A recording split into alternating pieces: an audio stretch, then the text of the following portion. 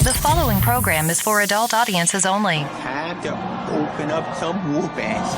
Turn the volume up, they can hear from hell. Everyone's ready, so let's ring the bell. Ding, ding, ding, let's start the clock. HBW, yeah, we're bumping chops.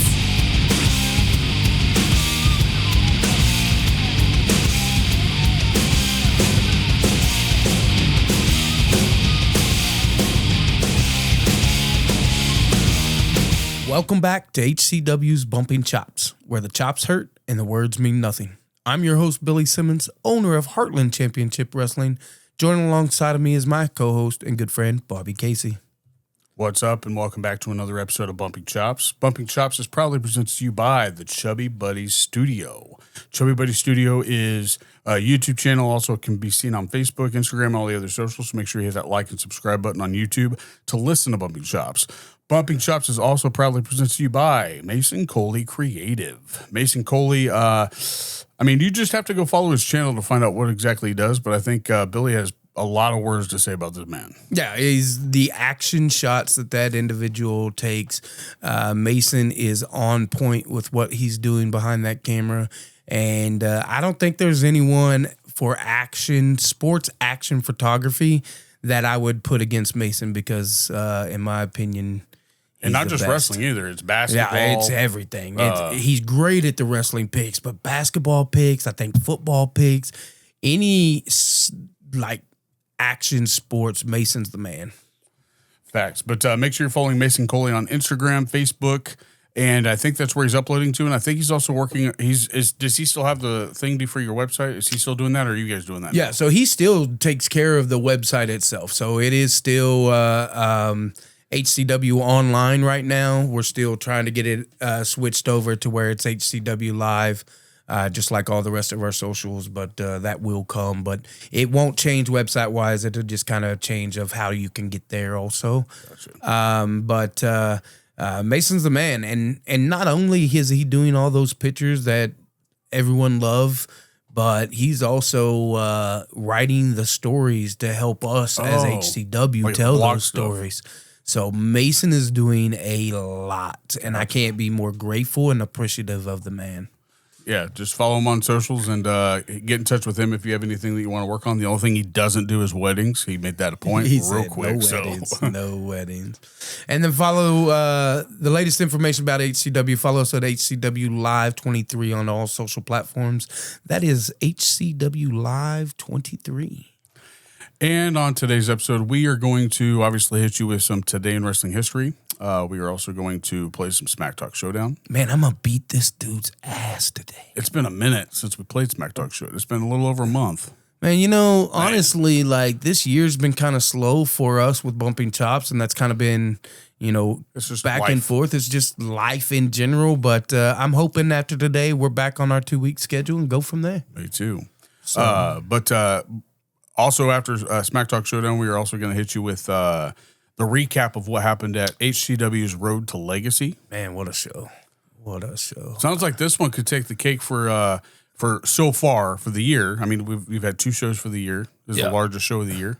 Yeah, we were absolutely at standing room only. It was like show 1, wasn't it? Yeah, there was points where Daniel was going around pulling individual chairs between people and setting them for people, and we still had just standing. Super excited that we got to have such a large crowd. Hopefully we retain some of them because I think that will help us in general as a company. And we put on a show for Road to Legacy that honestly I'm scared if I'm going to be able to top for Legacy, legitimately. This is the first time you were scared? There's times where you're always like, man, how do I get on top of that? But in general, man, as much as I do all the booking, I don't do all the booking, if that makes sense. So I take a lot of information from a lot of my wrestlers, a lot of my people I've trust and part of HCW that has been there from the beginning. So listening to a lot of them and kind of going with stories they pitch that I either like or taking pieces from individual things here and there to do different things. So it's a lot of fun. But we couldn't recap this show without a very familiar face of HCW. We also wouldn't be able to do this without a man who has built himself his own legacy with HCW, being the second HCW Heartland champion. Agree. And the hardest hitting heavyweight in Kansas, the Prodigy, Aaron Helms. What's up, guys? It is an honor to be on here today. And yeah, you were talking about Road to Legacy and recapping that. I mean, dang, what a show. Top to bottom, it is going to be hard to beat such a monumental event. And it's one of those things where it's like, man, we push so hard to get to these kind of milestones, and like anytime there's a cage, obviously the show is elevated, but like I don't think it was just a cage match that made that show stand out. Every single match on that card was a banger. And it's like, okay, great, man. Like this is what it's all about. And seeing standing room only capacity crowd, it was just awesome. And so for all of you guys here in the Wichita area that came to our show, thank you for turning out, and we hope you guys continue to do so for bigger and better things. But absolutely, like I mean, from the jump, we did the gender reveals, so Carlos and V gender reveal for their baby, which brought a huge crowd on their own, and then it just continued to file in. So super excited. Like we said, we can't thank Wichita enough, thank the HCW universe enough, and just onward and upward. But I don't think that I highlighted that Aaron has joined us once before. It was at the very beginning of Bumping Chops. Yeah, I'm an OG guest. An OG. Here's the thing. Last time Aaron was on this podcast, he was going for the HCW title. Against Remington. Yeah. Honestly, and we were talking about the history of HCW a little bit, and like how we just had this big event with Road to Legacy. That build up to that original legacy, I think, is one of the most monumental stories that HCW's ever done, because we were able to put the work in, because we were able to lay the groundwork and do such good work early on in the infancy of HCW. It let the Wichita crowd buy in and say like, hey, this is legit. These guys are heavy, hard hitting, like high octane action, and we don't pull our punches, man. And like me and Remington, anytime we go in there, it's going to be a bloodbath a little bit. And we built up to 3 stages of hell, and I think we delivered on that. And my run as champion ultimately being defeated by Ray Leon in the steel cage later on down the road.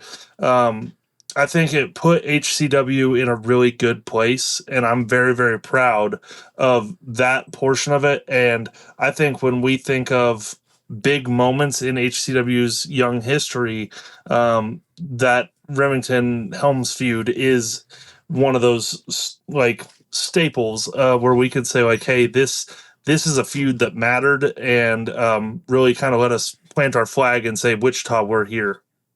For sure, and I don't disagree with that at all. Tackum and Bagum still talks about that. They still talk about, okay, well, it's been this long. When's Prodigy running back? You know what I mean? And so they still talk about that Remington Helms feud. So it's definitely one of those things with HCW that kind of said, we're here, we're not going nowhere, and something that we built that I think you should feel proud about. Remington should feel proud about it too.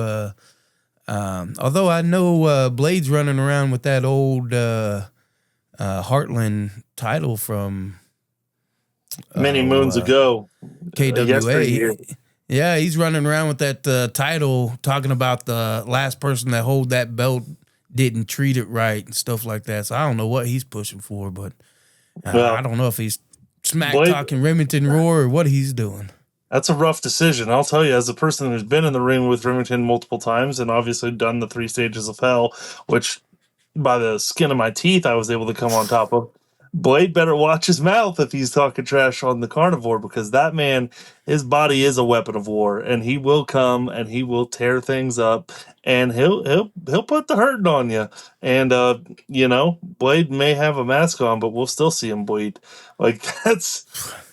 I don't know if that's the route Blade wants to go for. I don't disagree with you there. Like that's a mountain of man, hurt or not. At some point, he's not going to be hurt. How much? Once that bicep's healed up, man, I think Remington's going to be back like a wild banshee. And it's, obviously I call myself the hardest hitting heavyweight in Kansas history, and I believe that through and through. But, Remington is right there where it's like, hey, man, any given Sunday or any given Saturday night, me and him might have to just butt heads one more time. So. They say you should be billed from Idaho. Is that true? Some guys are a little lighter in their punching, and I'm not. There's a lot of movement behind this. I'm 360 pounds, man. You think I can't stop the momentum of my hands, and nor do I want to. Look at Shane Sanders. In this last matchup, we talked about Road to Legacy. I clobbered that boy. Shane Sanders ain't been in the ring in a long time. Finally gets back in here, getting shaking off the ring rust. And he had to remember what it was all about with Aaron Helms. I gave that boy the best clothesline from Helms you might have seen in at least a cool year. So it was a pretty good one. I don't disagree. It's a pretty good clothesline from Helms. Well, since your loss of the title to Ray, what's been the hardest match for you to prepare for leading up to, right before Legacy? So, really one of the big things that's been hard over the last, I would say, 16 months or so since I lost the title, is been a lot of the matches I have been in have been multi-man matches. So it's not preparing for just one opponent. It's preparing for a plethora of guys and different styles. And some of these dudes, that I've been in the ring with and had opportunities against are some of the best athletes in the United States, honestly. You look at a guy like Kane Carter or a guy like Chance Kerrigan or, I had matches with those guys, leading up to the state fair, for an example. We had a 6-man ladder match. And you go in and you mentally prep for certain styles that that you can handle and everything. And then a guy like Kane, who is so versatile and so damn athletic, you never know what he's going to pull out of the freaking backpack of tricks and hit you with. And so there's a lot more preparation and a lot more homework that goes into it than with an opponent like a Matt Stockdale or like a Remington or a guy who is more of a grounded bruiser style. Bruisador Valencia being one of those guys, so it just goes into that, and you have to really think about that a lot more. Well, you also have to, and this is just from somebody from the outside looking in, that I think Drake can also probably stand in the ring with both you and Remington when it comes to delivering something like 3 Stages of Hell. That's what it seems like. Oh, yeah. Drake Gallows is one of those guys. And I think it goes back to the history of Drake Gallows and Aaron Helms and Remington and this generation of guys that were cut from the same cloth in a lot of ways because we all grew up together and came up in the business around the same time.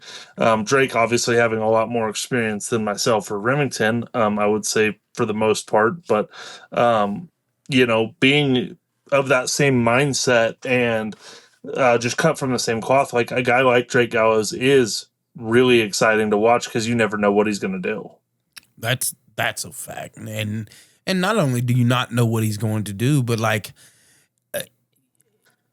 Road to Legacy, he shows up, he makes a huge impact, and during the celebration makes another huge impact. And we'll talk about that later. And you know what? When we get I couldn't into be more show. proud of him.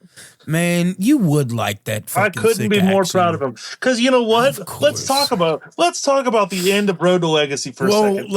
Let's get to that when we get to the show. Okay, we'll get to it when we get to it. But you know what? I'm damn proud of Drake Gallows. I'm not. That was disgusting, Aaron Helms. You know it as well as I know it. It was disgusting. It was exactly what it means when Drake says Drake goes over. So We'll talk about that in just a little bit. But Bobby, why don't you get us to our next section? Well, let's hit you with some today in wrestling history. Since probably just be at the end of last year or the beginning of last year, sponsored by Smack Talk Showdown. Smack Talk Showdown is the sponsor of the segment of Today in Wrestling History. These two are going to go at it one-on-one. Billy is still to this day like 1 for 8. I won at least one. 1 for 8. Shush. We're changing it up, though, a little bit. Yeah, we are changing it up a little bit. So, but let me hit you with some Today in Wrestling History. All right, here we go. On Today in Wrestling History, on March 16th, 1994, in Munich, Germany, Mick Foley, wrestling as Cactus Jack, famously loses an ear during a match with Big Van Vader. During the match, Foley was sent over the ropes and caught in the hangman. Yep. At that time, the WCW ring ropes were elevator cables wrapped in tape and had been wound extra tight after Too Cold Scorpio complained that the ropes had been too loose in his earlier match. Foley, trapped in the ropes, knew something was wrong and felt that he was about to pass out from the pressure on his neck. Forced his way out of the ropes and felt an intense pain on the side of his head as blood began to pour. His ear had barely been attached to his head, and after a couple of stiff blows from Vader back in the ring, it came off completely. The referee, who couldn't speak English, picked up the ear, and it was then passed to the ring announcer, who then passed it backstage to Ric Flair, who had been the booker that night. Flair had then put the ear on ice, but never made it back to Mick Foley's head. Jeez, I had no idea. I did. I read the book, McFoley's book, and he talks about it. But imagine that. So Vader was one of my favorites. Everybody knows that, I think. And the way he hit, kind of Aaron Helms-ish, he should have been from Idaho also, because that dude threw fucking potatoes. Super potatoes. So anyways, gets caught in the ropes, probably done that spot 100 times, something a little bit different, like just maybe 2 turns of the rope to tighten it just a smidge can change. So a situation that that would suck, but whole ear pulled off. Well, they said that only like a little. I guess I never noticed it because his hair is always usually dragged to one side, and I think that's why. I never knew he was missing a whole ear. Yeah. Mask covers that side of his head when he wears it. Well, and Aaron being a pretty big Foley mark, like, probably could have told you that before you said it. Yeah. I'm a big Foley guy. He's my favorite wrestler, but I never knew he was missing an ear. I don't call him my favorite wrestler, but I do say that Mick Foley might be the greatest character that professional wrestling has ever had. And I think there's a small... There's a sit-down interview with JR that goes... when it was coming out on Raw, it was like a weekly segment, and it's like 4 weeks where Mick Foley, as Mankind, is giving his backstory and telling JR his life story. And to me, it is the greatest set of promos in history. Like, I don't know that there's ever been any greater character creation than that with the Mankind character and how influential that was to every other wrestling style out there at the time. I really do think that changed a lot of people just in promos and everything across the board. We talk about the Mick Foley losing the ear thing, man.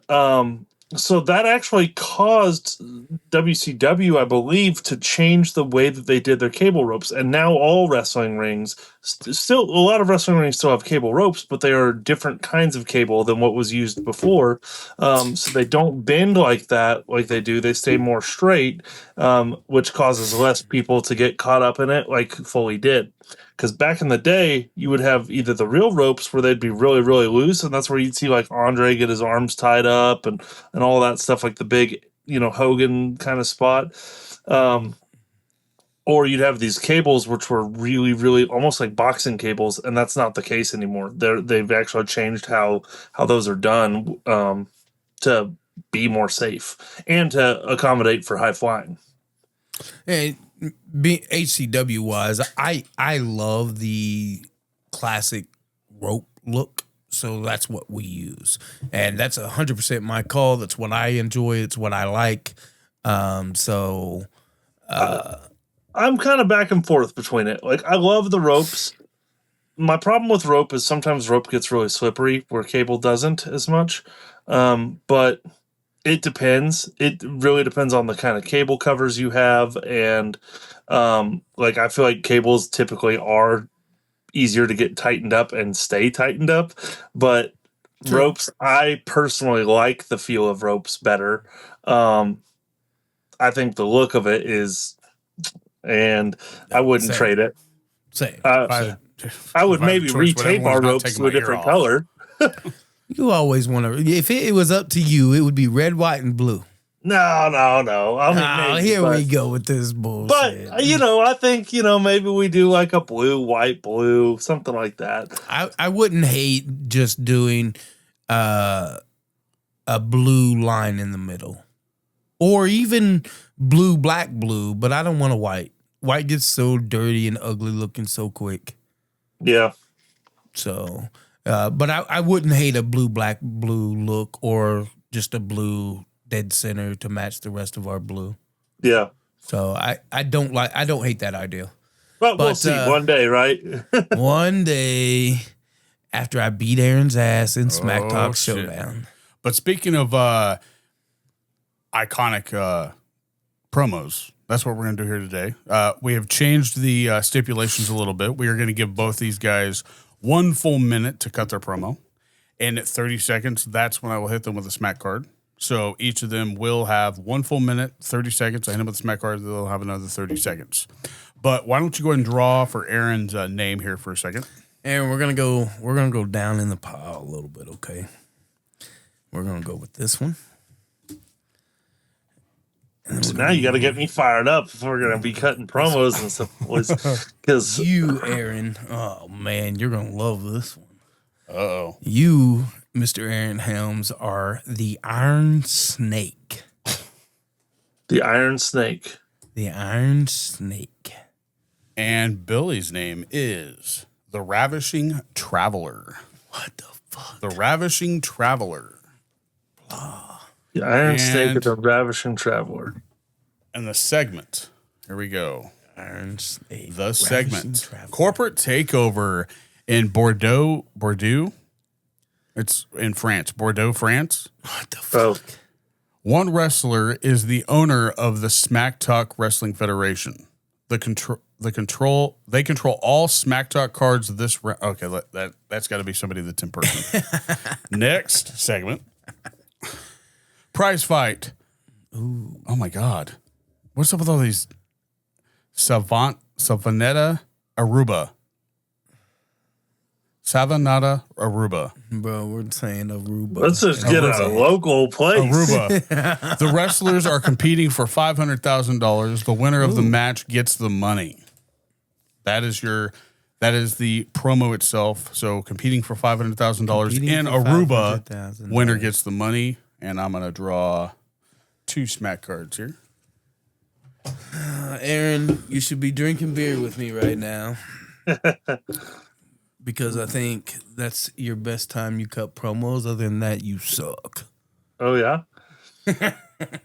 Well, we'll see how this promo goes. So just to recap here, because we had a lot of names there. So I'm now the Iron Snake. Correct. Going up against the Ravishing Traveler. Correct. In Aruba. Correct. For $500,000. Correct. Okay. In a prize fight. I had a really good one. This would have been amazing between you two. In a prize fight. Okay. The smack card for this one would have been perfect for you two. Okay. I took it away because it has to do with like you have to stand up, and we don't have the room for that. So Okay. It was called "Move Those Hips." The speaker must pretend they are hula hooping during their No, promo. Aaron would win that 100%. That dude, if you ever My hips don't lie. if you've ever seen the Prodigy Aaron Helms share videos of when he's on cruises, Aaron can move some hips. That man can move that body. All right, so here we go. Timer. 1 whole minute now. 1 minute. Who's going first? You, always you. Because always you know me. why? All right. It's because he can't win. I'm the trainer and you as my student have to go first. That's All fine. right, so All right. Let me know when we're. so I'm going to count down whenever you're ready. You tell me when you're ready, and I'll count you down from 3. All right. All right. Ready. All right. 3, 2, 1. Deliver. Ladies and gentlemen, boys and girls, the Iron Snake, Aaron Helms, is coming slithering into Aruba. And I am going to take the prize that I have long desired. See, there's a man going around taking names. They call him the Ravishing Traveler. Mr. Bill Simmons, he's been all across the world. He's got all these big prizes, but he's never took a prize fight Stop. with the Iron Snake. Hold me back. The speaker must constantly shout, "Hold me back" during their promo. 3, All 2, right. 1. Deliver. Yeah, so he's never taken a prize fight with the Iron Snake. And you know what? Hold me back. Hold me back. Because come Saturday night in Aruba for $500,000, I said hold me back. I am going to slither into that ring, and I am going to deliver the Death Valley driver that's going to end your career, put $500,000 right into my pocket, and make me walk out. Victim mentality. I've got my fangs Time. in your throat. Listen, that was really fucking good until the end. And the end is the only chance I got to kind of fucking kill this dude. So I've got to figure this out. I need like 30 seconds before I cut this promo. Shit. I got to fuck you. You let me know, and I'll count you down from 3. All right. So Aruba, $500,000. Iron Snake, Ravishing Traveler. Go. 3, 2, 1. Deliver. Next Saturday in Aruba, I once again travel and take over an individual's soul. The Iron Snake steps in the ring with the Ravishing Traveler, and every soul I take, I collect money for. Stop. And then the speaker must bridge every statement they make with "and then." 3, 2, 1. Deliver. And then, once I collect the money, I show off every victim I've had. And in Aruba on Saturday, not only do I collect the Iron Snake's soul, but I also become $500,000 richer. Well, time. I wish you would have used the word "and then" a little bit more. I used it at least once. Just once. It was at least once. Come on, fella. It was at least once. And then? And then. No, What'd you think? That, what? What'd you think? Oh, I mean, I think that's a pretty solid promo. But, you know, the Ravishing Traveler doesn't have what it takes to stand toe-to-toe with the Iron Snake. This doesn't count in the battle. You can't count this. Just so you know. Well, let us Tag know 'em and who bag you 'em. think won that battle. And leave it in the comments. Aaron's was The Iron really Snake's good. not a bad little nickname, honestly. I didn't hate that either. It was kind of The unique. Ravishing Traveler's a little out there. That seems like a... His first one was terrible that I drew for him. It was pretty bad. Yeah? Now I I'm also have curious. some blank ones that I'll be that I can make up my own thing. What I thought about doing was like using movie plots. So like one of my favorite movies would be like you have to deliver a promo in Napoleon Dynamite's as Napoleon Dynamite going up against his cousin Kip. So the other person has to be Kip, and they have to tell us why it is that Uncle Rico can't throw the football over the mountains. No. He hasn't had his chapstick today. Gosh. You're just the son. Freaking idiot. Him and Tina didn't even eat dinner. Did y'all watch that dude on TikTok that does that gimmick like it for football? Oh yeah, he looks just like Napoleon Dynamite. Yeah, yeah, and he like his hair's all wild, and he's like the Dolphins signed this quarterback, and he goes, or like he did the Malik Willis one. He was like, Malik Willis signs with the Dolphins, and he goes kind of running around in the backyard and shit, and then he throws the football, and then he catches him. It's so fucking funny. The dude's hilarious.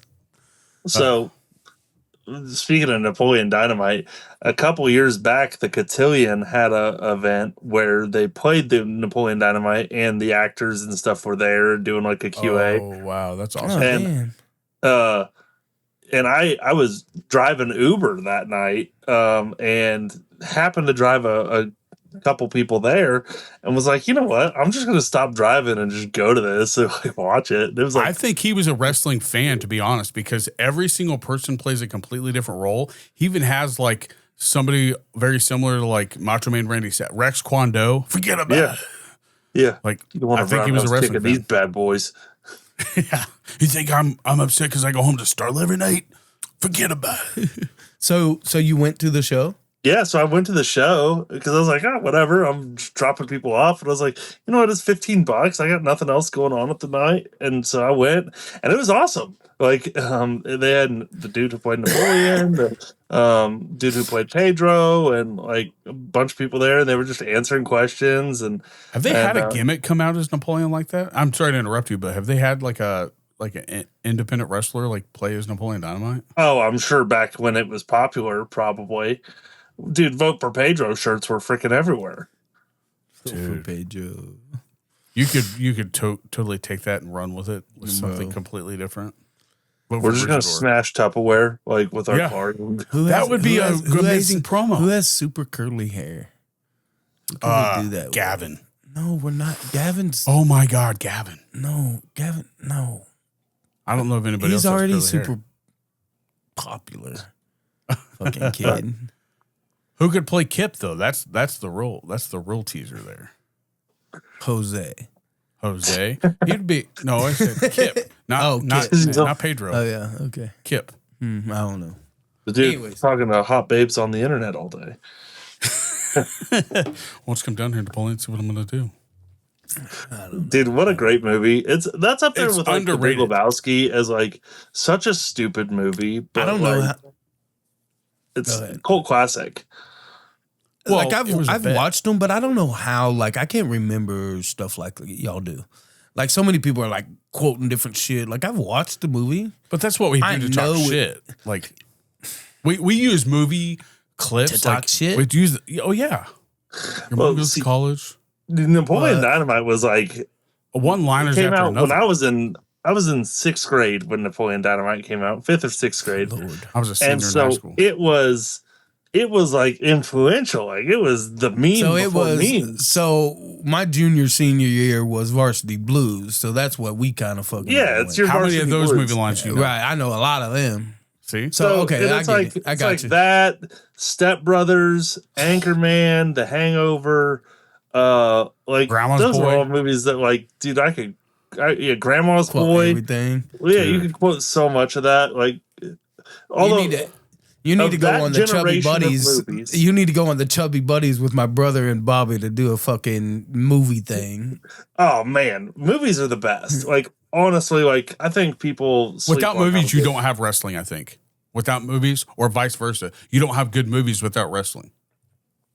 Yeah, I agree. Because I mean, at the fundamental of what wrestling is all about, it's the story of good versus evil, and I think that's obviously like the key to all really good movies as well. Is they're going to have some element of that, but it is crazy how influential professional wrestling has been on other media, you know. Politics is crazy. I mean, but really, just like I actually wrote a paper about it in college about the cultural impact of professional wrestling in television media beyond just like, oh, it's a popular sport. Without pro wrestling, there's no such thing as pay-per-view, really. Without pro wrestling, there's not live cable at the time, really, beyond the NFL. Soap operas. No, the That wasn't only live. thing that was syndicated. Oh, okay, yeah, okay, I got you. Pro wrestling was the very live. first thing. Yeah, I got you. Live across the board. Even I got you. NFL games were syndicated. They were Right. on a tape delay. And pro wrestling changed all that. And it's like, you know, when you look at the early like way that things were like nowadays, if you look at MMA or boxing or, you know, even the NFL and stuff, they play big entrance music. They come out to smoke and pyro and all that. All that's pro wrestling. Nobody did that shit agree. before The pro wrestling. only person that I would say kind of paved the way for sports in general also would be Muhammad Ali. Muhammad Ali could cut one hell of a promo before wrestling made its debut on TV. Yeah, but Muhammad Ali was just stealing a gimmick from Gorgeous George. Yeah, but it wasn't televised is what I'm saying like that. In 60s. Right. Yeah, That's the only thing that was different. But so I mean, you look at a lot of the boxing guys, man, and I love combat sports across the board. But pro wrestling has a deep influence in everything about that. But the other big thing, though, that pro wrestling did that a lot of people don't realize, and it's why you always hear like the generation that's before me talk about, oh, my grandma used to watch wrestling every Saturday night or whatever, is pro wrestling was one of the very first things that got put on that extra channel that was family friendly besides just the news. So you used to have like 3 to 5 channels. Pro wrestling every Saturday night was one of the very first things that was ever put on TV that was family friendly that wasn't the news or the Muppets. So basically, my generation is what you're saying there. Yeah, like your generation and even like maybe your folks' generation a little bit, like in the 70s and 80s more, you know, coming up. That's really where you see that a lot. But it's amazing. And pro wrestling was one of the very first sports to kind of deregulate the racial segregation in the South. Right. So, Hey, Aaron, you ever drink garage beer? yeah, garage beer is pretty solid. A little Travis Pretty Kelce solid. beer. Like I think they should sponsor us because I drink them every time I'm on my podcast. But they haven't reached Is that the only yet. time you drink it? That's my question. Do you only drink it here? Because that's the only time I really drink it. No, I've But drank also it don't a go few anywhere. times. I've drank it a few times. Other times, I like the lime. The lime's my favorite. I don't Garage taste the beer is lime. good. I'm a big Busch Light guy myself, so if Busch Light's You've always been listening- Busch Light, Yeah. Apple, Busch Light bullshit. Yeah, That's Busch Light always. Apple's the best, man. Busch Light Apple was great. The peach is I was like, oh, that's too much. No, see, I like the peach, but the peach is more like you have 1 or 2, and then you go back to regular like Busch Light. Apple, I could drink all night, but I say that, but they just put out a Monster Energy drink Apple, and I had gotten away from energy drinks, and that drink The one with the so hint of good. apple. Oh, it's so tasty. I need to quit drinking them, but I've been I drink drinking the way energy. too I many. drink the Monster juices, the grape. It is a Monster juice. Oh, it's a juice? Yeah, Oh, it's okay. a Monster Juice apple, and it is fantastic. Anyways, but let us know who won that Smack Talk Showdown. I believe that it was pretty tight, so I don't know who won that. Aaron's promo was pretty good until the end. Leave it in the well, yeah, I comments. needed about 10 more seconds to bring it home. Yeah, I think if you'd have had about 10 more seconds in you'd have Like been at that point, like, I mean, I think we can work around this to where, like, say you cut the promo, say it's a minute, 10 seconds, like you lose 10, like, I don't know. Like, we just need to get more voting going on to where, like, say that it was 10 well, then seconds put out over. a poll for the vote. I have tried, but it's just hard to get, it's Put hard a to get people vote and tag me, and then just put it on HCW's website. Like, on their web. Oh, they can do that on the website? yeah, I can share it anywhere. Just tag me in it. Okay, well. Because you know how I am. am. I'm bad about everything. That's why Aaron takes care of half the shit. When I do a poll, I'll be sure to do it. You know, and that's so, yeah, I mean, we could talk about the the back end of all that, like the HCW as a business and everything, and like what that actually looks like, because that's pretty exciting stuff. Billy obviously handles a lot of it, but it's a lot of work. I mean, and there's a lot of hands that go into making it happen. So way more than anyone knows about, but should know about, in my opinion. So, so shout out to our guys like Mason Coley and Brett and his media company. Let's go through the shout out real quick. We're gonna shout out Brett that does all of our video work. His company is fantastic, B&E Enterprises. Okay, Mason Coley Creatives taking all of our pictures and doing our stuff. Our huge sponsor in Global Auto taking care of us every month. Our after party spot in CJ's Bar and Grill that is so good at our after parties and work their tails off in there. You know, to the people behind the scenes, to all of our referees, to people that you might not see outside, but they're doing stuff inside. Even when they have outside in ring stuff, they're still doing stuff behind the scenes. Couldn't get that word out. Damn. Today.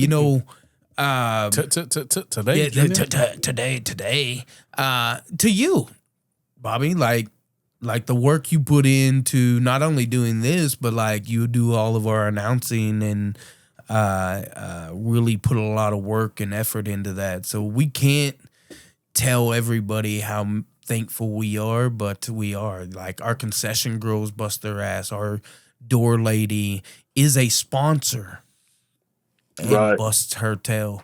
You know what I mean? Like so many, tag them and bag them.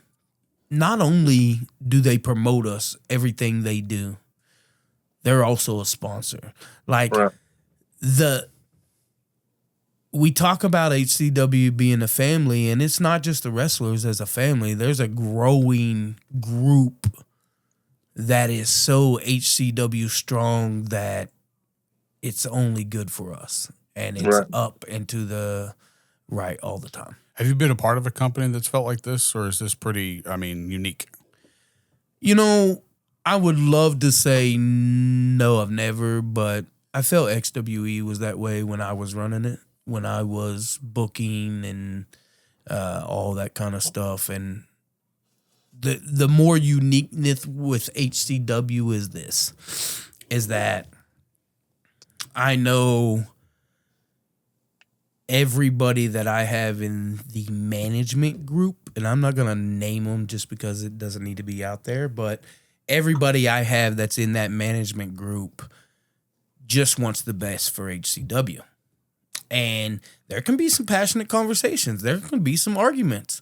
But at the end of the day, everyone wants what's best for HCW. And if you have a team that's their whole goal is no matter what else is what's best for HCW, I don't think you can fail.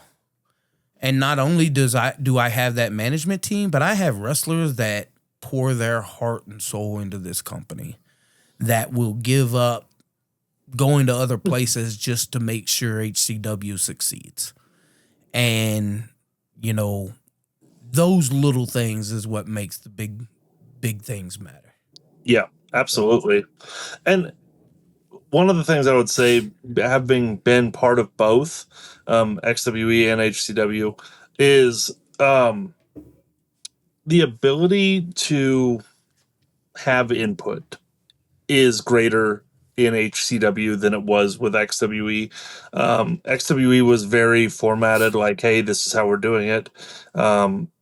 There's a lot of stuff with HCW where if people have a good idea, we run with it. And it's like, hey, man, and that's not just storyline stuff or like in-ring stuff. It's like, hey, maybe we should set up the tables and chairs this way instead of this way. And, and we've made changes and we continue to change, or like even stuff with the flyers, like, hey, let's have this information here on the flyers or whatever, so it's a little bit easier to read or whatever. And people give us that constant feedback without, I think, a fear of like, oh, I shouldn't say something, or I don't have a place to say something. Like, everyone feels very open to be able to share their opinions on things and have that feedback. And that doesn't mean we run with every idea that everyone has, Correct. but I think having that really turnkey open door, like, hey man, if you have an idea that you think could make us more money or get more sponsors or get more people in the door, whatever, like, talk to let's us. do it. Yeah, come talk to us. Like, like worst case you're gonna hear is a no,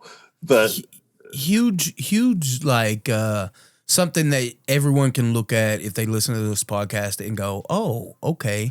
So Miss Ivy Wright, what she is doing was 100% her pitch. She gave me the groundwork of what she would like to do. I said, you know what? I love the idea. Why don't you run with it? And like, you take control of this, a little bit of guidance here and there, but everything she's doing is on her. And that's just like, I trust my people to do what's best for us as a company. right. And sometimes maybe that'll kick me in the ass. But right now, we're flourishing because I trust my people to do what we need to do. Well, and one of the things that with XWE when we were running that really stifled us for a long time was people had that passion, and then there was other parties involved that were not open to any of that. So that stifled the growth, that stifled like expansion, going and doing more dates and everything. And you look at HCW and it's like, dude, we ask a lot out of people because we're doing 24 dates a year. And it's like, 50% of your weekends are an HCW show, like across the board. So it's not easy to be like, hey man, I'm pouring all my heart and soul into this company. Like, it's not. So we appreciate everyone that does what they do for us. It's early mornings. It's a lot of work. It's unloading heavy chairs and tables in the ring and boards and movement, a lot of stuff. So I'm always so thankful and blessed with the guys that we have and the kids that are coming up as this next class of wrestlers that understand the paying their dues portion of it and never complain about it and are there getting it done. So, and they're just their thirst for knowledge too.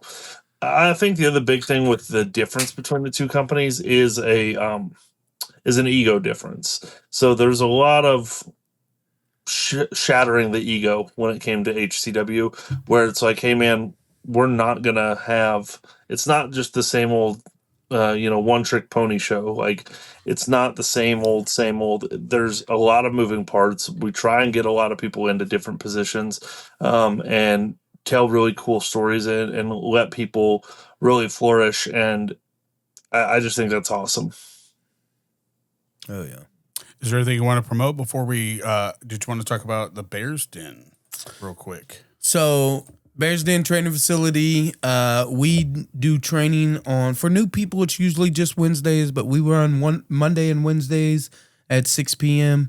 If you're interested in live professional wrestling and learning the aspect of the business, hit me up. I've trained most people you see in HCW has been under my wing at some point, including the man with us tonight in Aaron Helms. Absolutely. And hit me up. We'll talk. There's some cost that comes with everything, but if professional wrestling is what you enjoy and what you think you want to do, we can make it happen. But HCW's next show is March 28th. Get your tickets at HCW Live 23's Facebook page. You can also visit their website. That'll also be on there. So it's hcwonline.com. Correct. So make sure you get your tickets through that. But why don't we break down our last show, which was HCW's Road to Legacy. HCW's Road to I unfortunately missed the first ever HCW show in Wichita. It was very, very understandable. Yeah, it was. And I appreciate people who reached out saying that they missed me. So that was awesome. Didn't expect it, but they did. And they know who they are. But HCW's Road to Legacy featured a VIP gender reveal match. So HCW's second ever gender reveal match. Man, I love doing them. And have you ever seen that done before HCW did it? Or is that just... Yeah, I think people's done that before. That's something I've seen somewhere and we started doing... because it's a popular thing. It really is for like super wrestling fans. So something that's really cool for me to be able to do, and the crowd really gets into them. So all in all, I think it's a great time. And this one added to the special effect to it all with it being featuring luchadors. So for sure. So, when I was booking this match, I had the luchadors booked in general. And it's something that, what Angel DePaz is doing over with Skill with this Southwest Kansas Independent Lucha Libre is fantastic. And, I like the fast-paced movement of Lucha Libre wrestling. And I think it gives us just another aspect for HCW. You got the slow beating the piss out of people like Aaron Helms, and then you got these little luchas that fly around like crazy. Mm-hmm. So what happens when those little luchas get in the ring with Aaron Helms? What happens when they fly get in the all ring over with me? around you and like spin around and all that little crud they're doing? What's going to happen there? They can run and run and run, but when I get my hands on them, I'm going to put them down. yeah, That's but are what- you going to catch them? Well, it only takes once. It only takes once. I guess you're right. Who's one of your favorite luchas to wrestle, by the way, if you don't mind me asking? I mean, we've seen Bruisador. I mean, we've seen you in the ring with Bruisador. We've seen you in the ring with both Chocolate Violence. So as a tag team, did you ever have a tag team match against them? I can't remember if I did or not. With you and both who was your tag team with against Ray and Drake back then? Eddie Rydell. No, I don't know that we ever did actually wrestle Chocolate That'd be Violence. impressive to see. I'm just saying. But, Listen, Aaron ain't been in tag team since he had the American Way. Well, tag team was it was hard, man, because we lost our tag partner. And then it was like, it almost felt dirty to try and continue on that tag team, Right. beyond like little homage type deals, like what we did when me and Eddie tagged against Drake and Ray. Like that was like a one-off. It wasn't like, hey, we're running this back. And we couldn't replace our tag partner in Bubba Sutton because he was an irreplaceable guy. So it felt really weird. I don't mind tag wrestling. It's a lot of fun. I would love to get an opportunity to wrestle like Angel and Bruisador as in a tag match. I would say my favorite lucha guy right now that I've wrestled is probably Jose. Jose was a really fun matchup. He throws a hell of a drop kick, which God, he gets you right good in the chest. Yes, he does. Good kid. But that Andrew Lucha guy that's been coming around a little bit, I would like to get in the ring with him. I think he's... Bro, I don't know if you can keep up with that kid's speed. He's so fast. Yeah, he's pretty dang impressive. But, a lot of these like light heavyweight cruiserweight kind of guys, I'm a big fan of. I like that style. What's your favorite match to wrestle? What's your favorite style of match to wrestle? Oh, I like a one-on-one matchup with no rules. Of course, no rules. Of course, no rules, Aaron, because they call you the what does Tag'em and Bag'em call you? They call you the contractor. The contractor, because all you do is build and shit. Yeah, building and using furniture. But no, I like the no rules. I like multi-man. Like I love a good ladder match. Anytime I can put myself in a ladder match, I will. Love it. I like a good tag team match is great, but there's an art to like just a one-on-one matchup, and I think that a lot of times I don't get the opportunity to be in those as much. So I do enjoy. That. I do enjoy that though. Like when I do get a chance, and when I have a smaller opponent, like I got to wrestle Chance Kerrigan this last year, and Kit Reaver this last year, and then Jose at the Red Kettle Rumble, not this last year, but the year prior, and those are all some of my favorite matches because it is like stylistically, it's much easier for me to get into that and know like what I'm going to do. When I have another guy that's like similar size as me, it's actually a little bit harder than wrestling with a smaller opponent, unless it's going to be like, hey, we're going to beat the piss out of each other. But if I get like another guy, especially because a lot of guys my size don't want to do much. Like a lot of guys are pretty scared of their like versatility and stuff, and I'm not. So I'm always willing to kind of go that extra mile and do whatever it takes to make the crowd go, holy shit, that was awesome. And that's one of the things I kind of hang my hat on with wrestling is like, I may not be the flashiest wrestler in the world, but there's no doubt when you watch my match, you're like, that was a very physical matchup, and holy shit, they did something that I did not expect.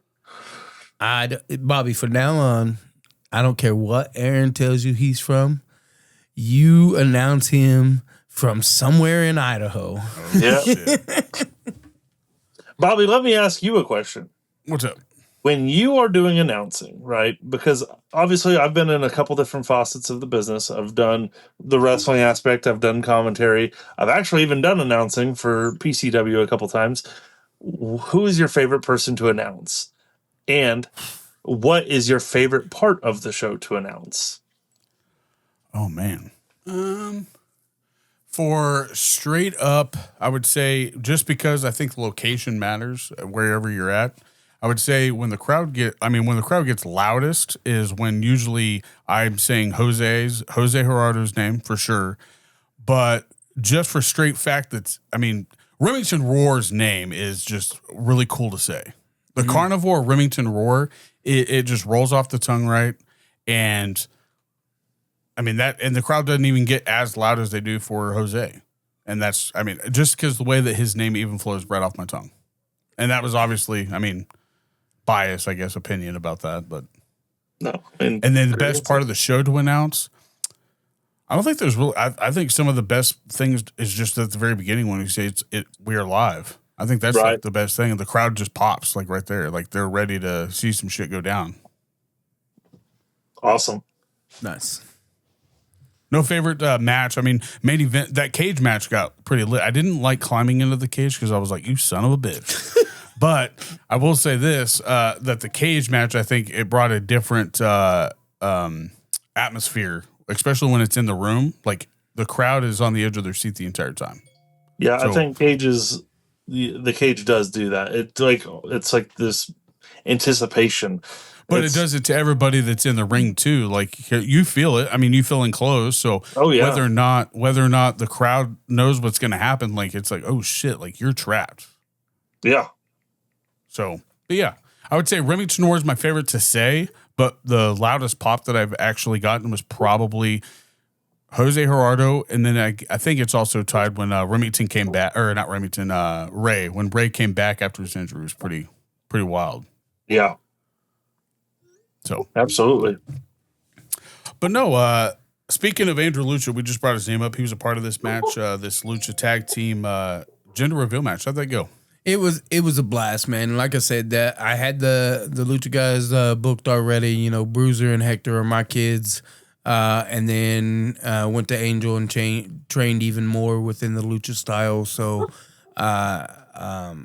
they've been traveling to Mexico and everything else. So I'm super proud of them kids. But then Andrew Lucha and Diablo Vega. Andrew Lucha has been traveling around, is a fantastic luchador.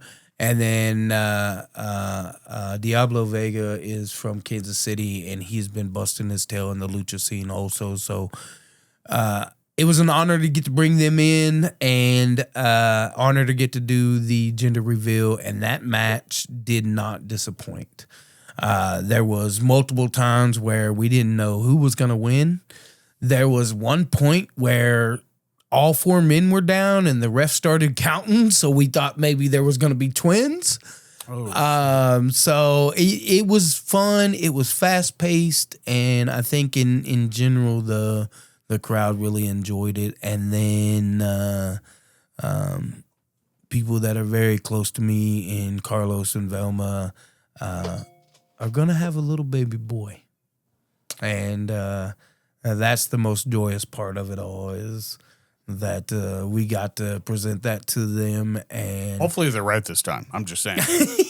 I think everybody's gun shy now that Logan Knight and Catherine's baby pulled a paradox and did the fucking double turn you know. Right. Anyways, great time, great VIP match, and we're expecting a little baby boy for me to start training. Oh, man. Well, that takes us into match number 1 of the night. I did not expect this to be your first match of the night when I saw the actual lineup when I went to go grab this, but I also didn't expect it to happen because right after this is where I caught into the show, and then Facebook starts acting up. But Chance Kerrigan versus T2G is a was the opening, and Aaron probably enjoyed this part, but T2G came out and Chance Kerrigan waited for him to come around and then super kicked him before the match and started beating the crap out of him. And we didn't even get the match that I wanted to see. And but the Heartland champion made an appearance, and that coward Chance Kerrigan took off running like he stole something. How does that feel to say when we were talking about it? Like, it's coward crazy. Chance Kerrigan. It's crazy. He carried my company when people were hurt. Chance Kerrigan carried that independence title like nobody else, and now to see him be as despicable as someone like Aaron Helms is kind of crazy. Hey, he learned from the best. He started seeing, oh, this worked for Helms. It got him to the big dance. I told Ray over and over and over, I don't think you have the killer instincts it takes. There's at the Emerald City Tattoo Shop, Expo, you can go back and look at that promo on our YouTube. But you know what? Chance Kerrigan took those words to heart, and he said, you know what? Maybe Helms is right.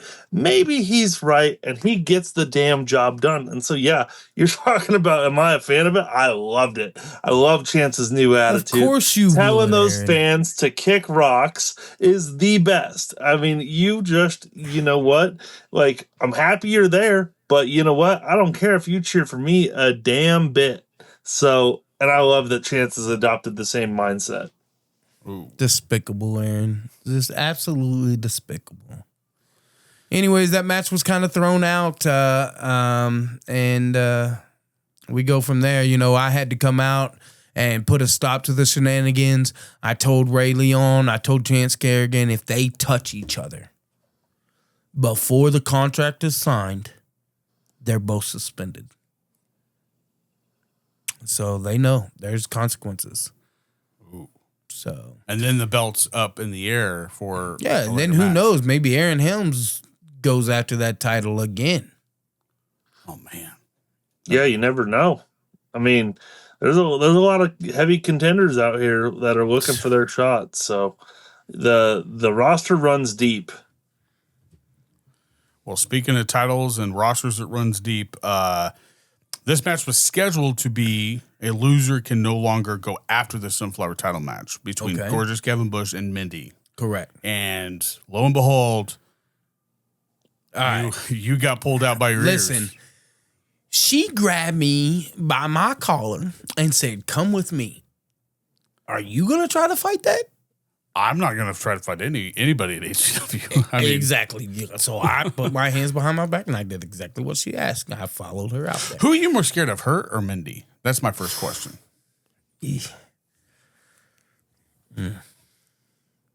Next question, please. How's this match going? Anyway, so she drug me back out by my collar and she said, Mindy doesn't get to put an end to Gavin Bush. That she was willing to put her title up on the line to be added to the match along with Morgan LeVay. Title on the line, but still same stipulation. Whoever took the pinfall can no longer be in the Sunflower division. It wasn't a negative in my opinion, so I agreed. Also, do you think I was really going to disagree? She had me by the collar, bro. So, anyways, we made the match, 4-way dance. Mindy Grace, Gavin Bush. Oh, Mindy. No, Mindy. Like, just You Mindy. said it. Shut up, Bobby. Mindy. Clip that, tag 'em and bag 'em. Oh, they're going to get theirs. You're an instigator. You. Anyways, so Mindy, Gavin Bush, Heidi Howitzer, and Morgan LeVay 4-way dance for the Sunflower title. Here's where it got weird. At the end of that match, Mindy had the option to pin Gavin Bush and get him out of that division,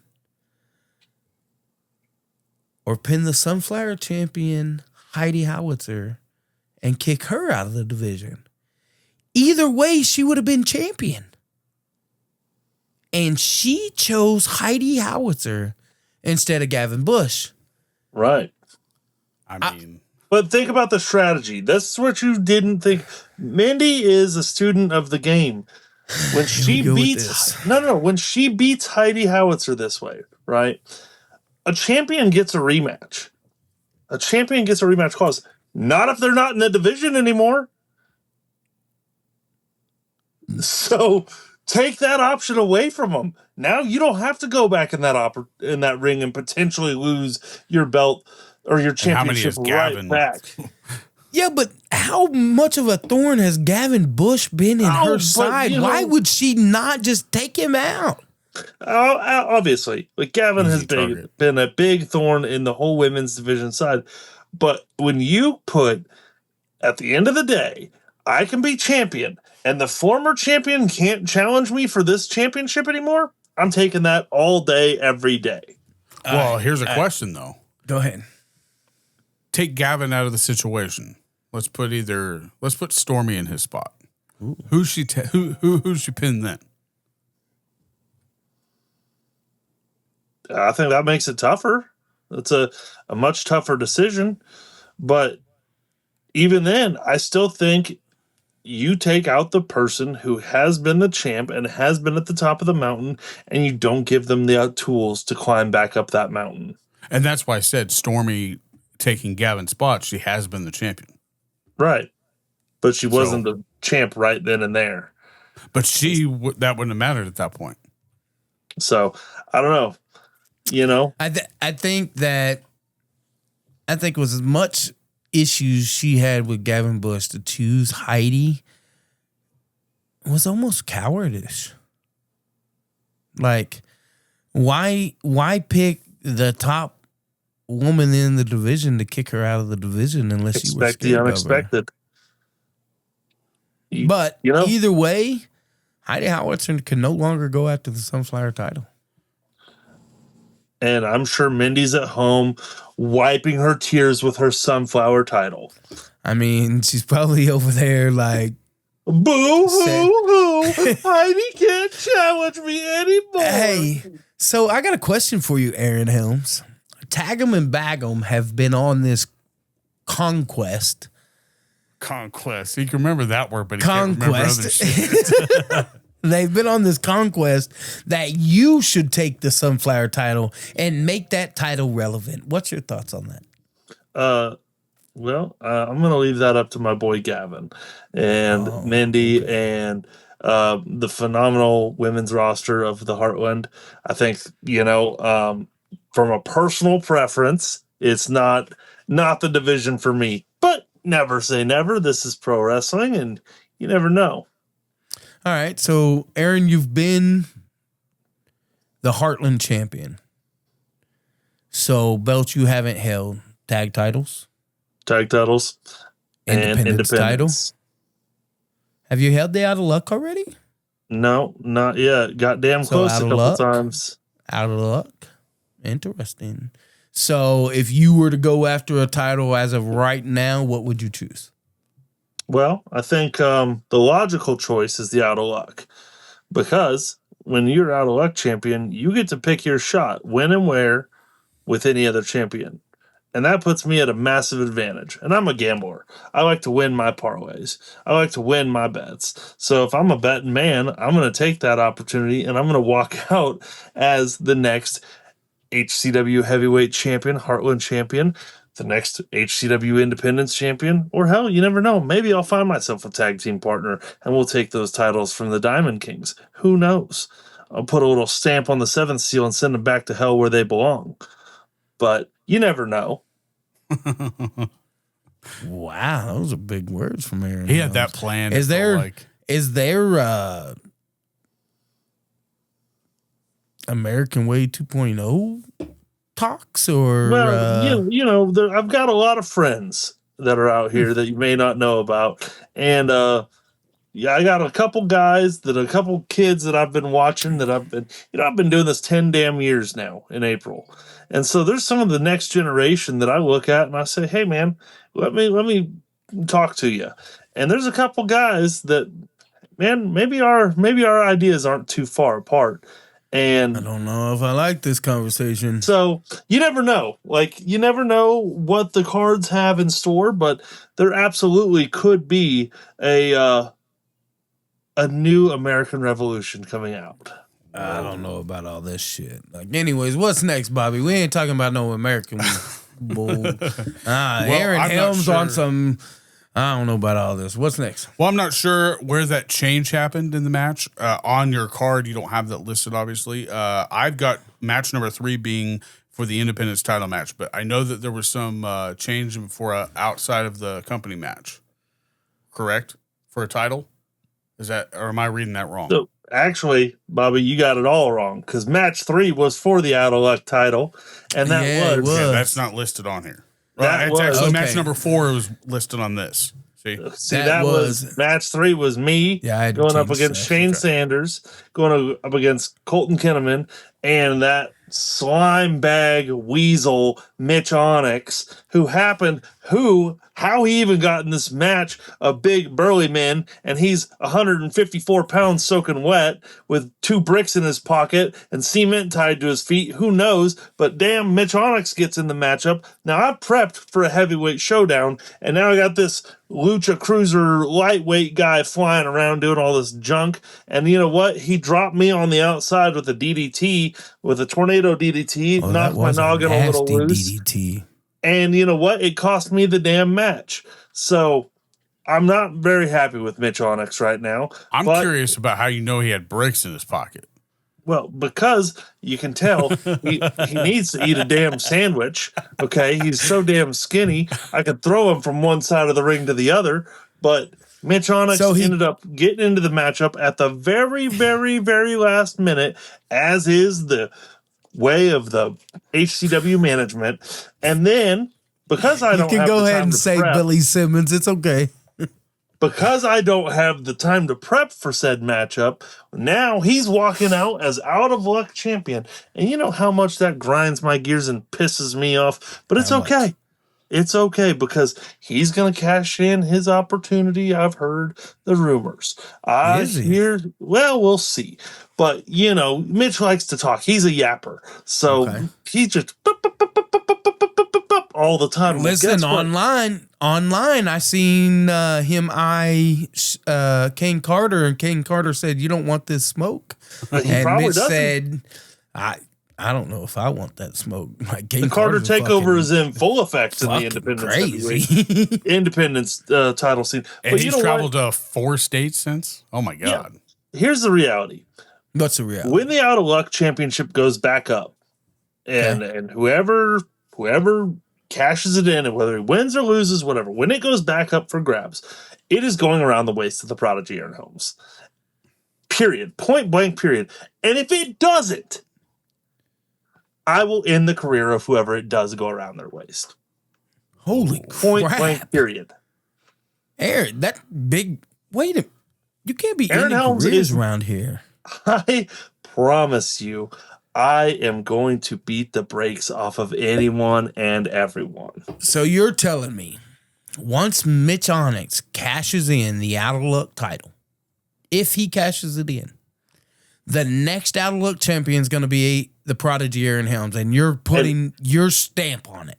And if not, if I don't get the opportunity, or if I don't walk away with that title, whoever is a dead man walking.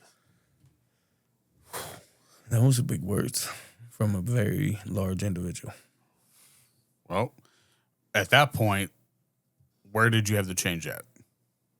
I mean, there was a lot of changes on this show, Bobby, so I don't know. What I have for the next match is the Independence title. If 3 got switched with 4, I don't know where you ended up at.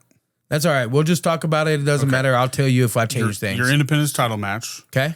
was between Flex Reed and Kane Carter. Correct. And at the beginning of this match, Flex Reed came out with his Hardway members and said that he wasn't facing Kane Carter because Kane Carter hasn't done anything deserving to face him.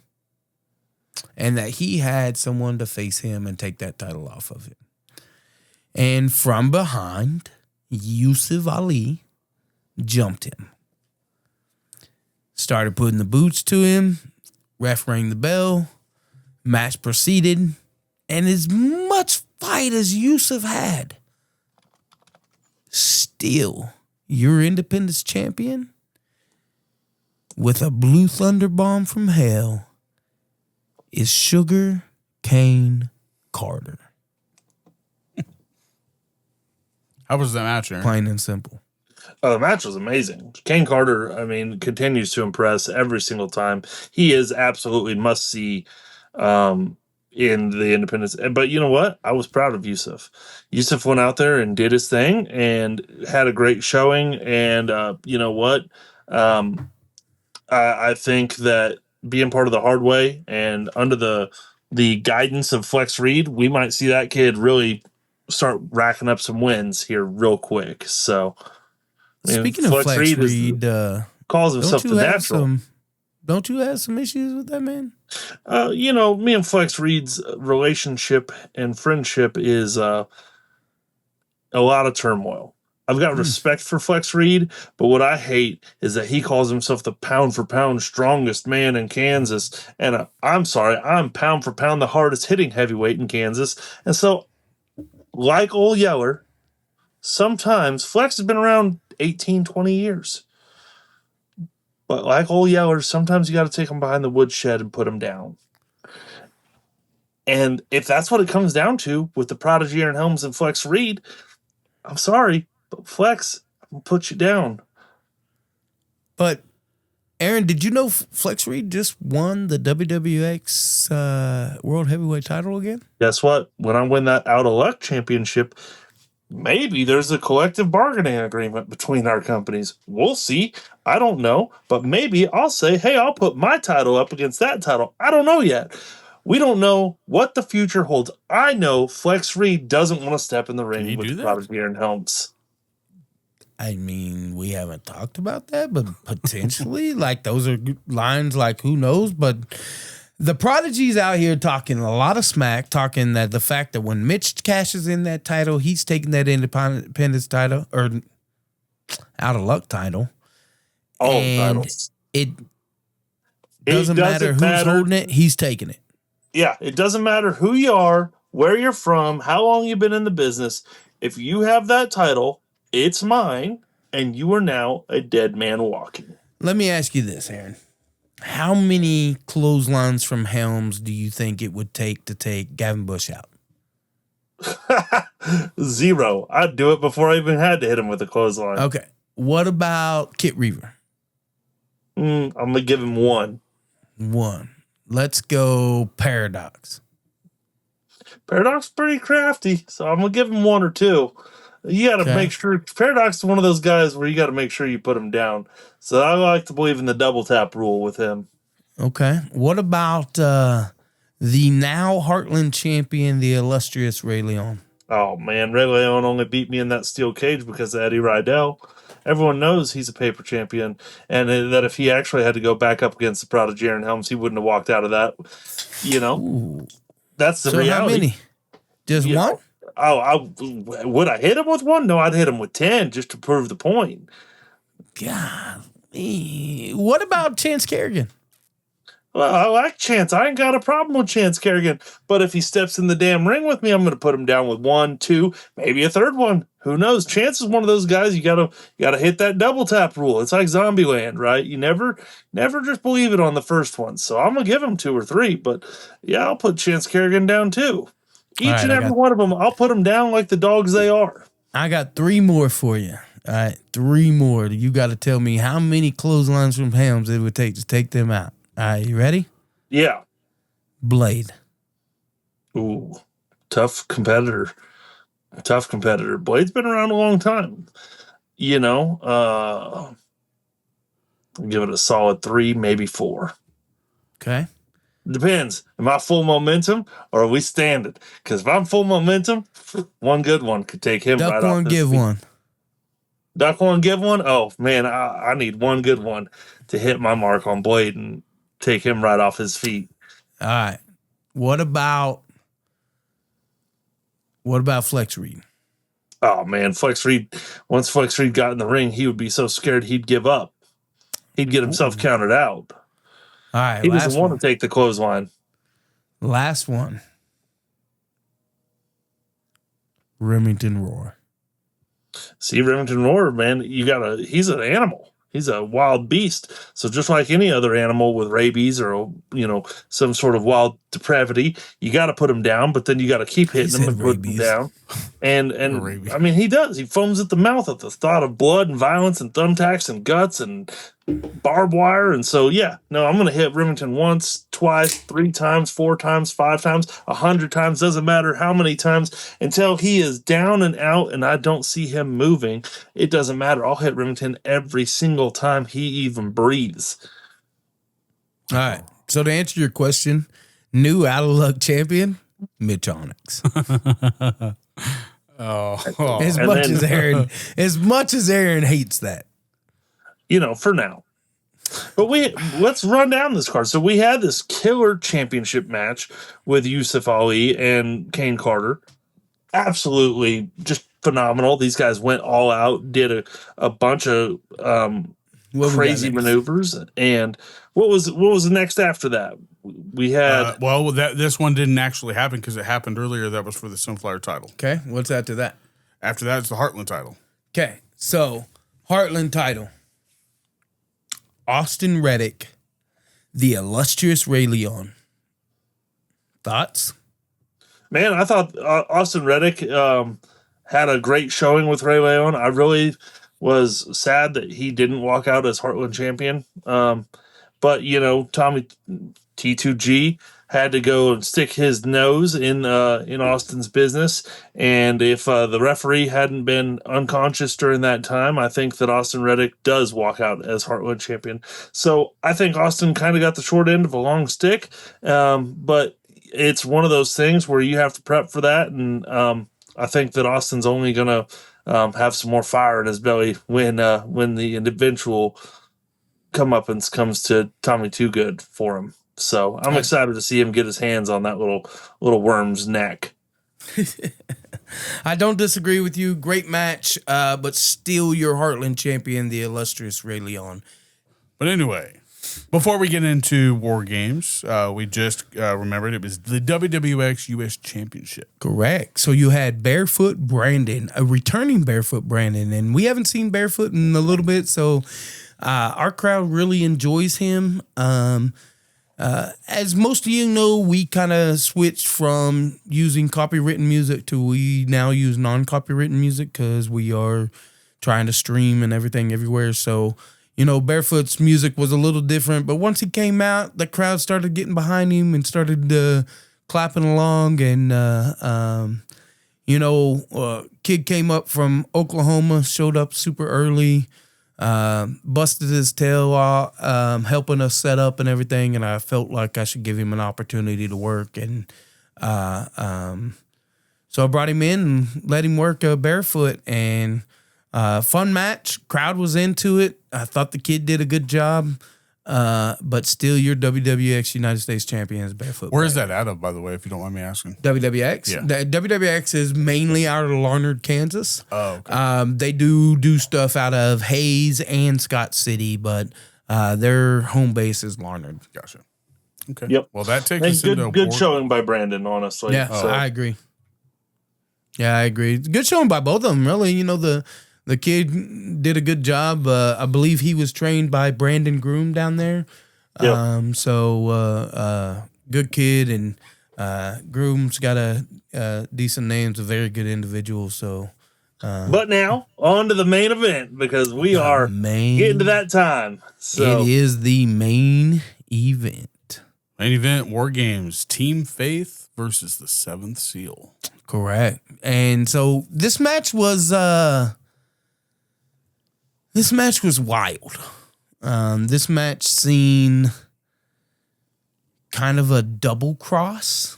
And I don't know if the fans kind of really understood what went on, but Paradox convinced Blade he was joining them. And then during War Games said it was all a coup. I've completely been with Johnny Faith and the Faith Army. And so it ended up 6-on-4. Bam. So the match started out Blade versus Kit Reaver. And off jump, Blade bounced his head off the cage and blood started pouring. Yeah. From get-go. Yeah, unforgiving steel cage for sure. The right hands into the skull of Blade just really opened him up, and Kit was bleeding everywhere. And then coming in at number 2 was Paradox for the Seventh Seal. But Paradox said, I'm not with you. And he handed the bat to Kit Reaver, and Kit Reaver and Paradox started to put the beat down on Blade. Which, you know, a lot of people were confused by. I will say, like, a lot of fans were like, whoa, what's going on? I thought he was just joined them last show, or, you know, so I understand the confusion, but I think there's a lot of loyalty that runs deep. And it wasn't a Johnny Faith deep, I don't think, for Paradox. I think it was Kit Reaver. That's my I personal 100% opinion. think it was a Kit Reaver loyalty. Yeah, because Kit and Paradox have been best of friends for a long time. So, you know, I think when Paradox had to walk out there and say, hey, I'm going to have to put the baseball bat and the beat into Kit Reaver, like, man, maybe this ain't the right for me. And looked over the Seventh Seal, who he doesn't have a ton of allegiance to, and put the boots back to him. So now the Seventh Seal has also earned that ass whipping. So they have been beating everyone up left, right, and center for the better part of a year now. So they earned that ass whipping.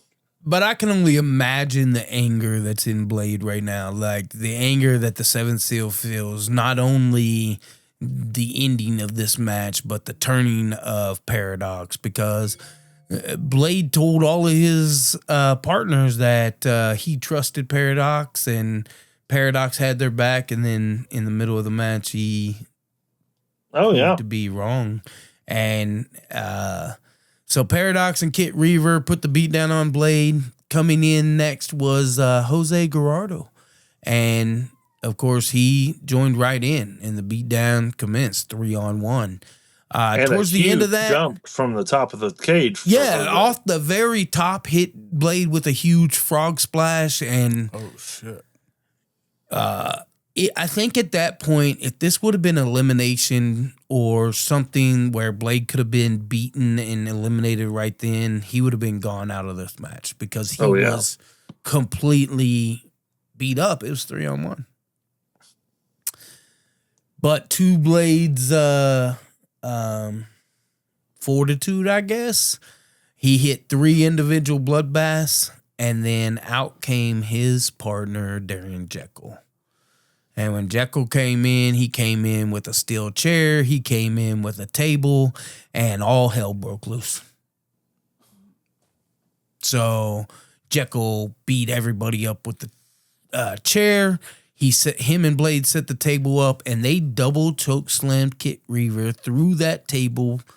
I felt through the ring and maybe all the way to hell, because it was a double. He was so far in the air, it was crazy. Afterwards, the bell hit, and out came Johnny Faith. Was it Logan Knight? I thought it was Johnny first. Might have been Johnny. Dude, the match was so chaotic that it was eventually crazy. we get Johnny Faith in there, and then we get Logan in there, and we get the rest of the Seventh Seal, and it's just a whole it's a cluster, but it's going on, and there's blood, and there's violence, and there's people getting hit with chairs, and it was bananas. I mean, if you haven't watched it, Crazy. you got to go watch it on our Facebook or on our agree. YouTube, because it's crazy. There's so much going on, and I mean, yeah, And then at the end, none other than Drake Gallows' music hits. And he comes out in camouflage, in a mohawk, and he's there for Team Faith. And in, he ducks Blade's move, sends Blade into the door of the cage, and off and running he goes. At one point, he militaried Simon from the top of the cage to the seventh seal, and then hit one of the prettiest moonsaults off the top of that cage and landed it. Yeah. Finally landing that beautiful moonsault onto everybody. And then it fed into Blade taking finisher after finisher after finisher, ending with a grenade launcher from Johnny Faith for the 1, 2, 3, and winners of War Games, Team Faith. Yeah, the Faith Army got it. And it was, man, what a matchup. I mean, you could really tell everyone left it out there, and like it was exhausted and beat up and bruised up and everything. So what a matchup.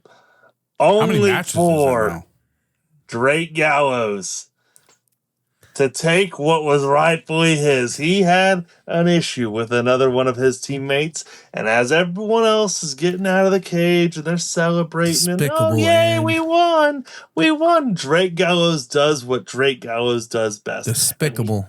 He takes Logan Knight and he slams that cage door right into his head, locks the cage right behind him so that those two are the only two men in the ring. Now, we know that Drake Gallows and Logan Knight have had a long personal relationship. That's his trainer. Yeah. Aaron, that is his trainer. Why do you do that to one of his kids? Because sometimes when your kid gets too big for their britches, you got to knock them back down. And that's what Drake Gallows is doing. And you know what? We saw the best thing. The best thing. Because not only is Logan Knight bleeding, he's busted up, he's hurt. Drake Gallows is beating him up. But then Drake Gallows gets him to his feet. And he hits him directly in the face with a fireball. He has a brand new child. He has to work, Aaron. That's despicable actions. Well, I hope it puts him out of service so he can stay home and be with that kid instead of being in the ring. Because you know what? That's the Drake Gallows I like to see. When we were in our cage match with Ray Leon, both me and Drake had one thing to say to Ray. You don't have the killer instinct for this kid. And you know what? Ray proved me wrong by winning the championship that night. But Drake Gallows proved it once and once again that he has that killer instinct. And at the end of the day, it doesn't matter what you say, Drake goes over. You know, I hate to admit it, but at the end of the day, you're not wrong. That show ended with Logan Knight in a heap in the ring and Drake Gallows standing on top. Where do we go from here? I'm sure Logan has a lot to say to Drake Gallows. If you haven't seen his promo, go check out the HCW page because Logan tells him how it is. And here we go. Here's you a match to kind of end this little fun show we're doing tonight. The very first match announcement for our next show, March 28th, is Drake Gallows versus Logan Knight. We're going to get some answers one way or another. Drake goes over. I thought they announced the main event already. They have announced the main event. The main event is a triple threat tag team match for the HCW tag titles, where you'll have the Diamond Kings, Darian Jekyll and Michael Maverick, versus No Coast Yakuza and Christian Temple and Chris Vale and Native Combat from the Coda brand in Billy the Kid and Neo Genesis. Oh, man. Triple threat, tag team, title match. I think this match is going to be crazy, and it's going to be your main event. I just watched, and I hate to get off topic here. I just watched one of the I was watching something. I don't know where it was at. It was a triple threat. It was a tag triangle match.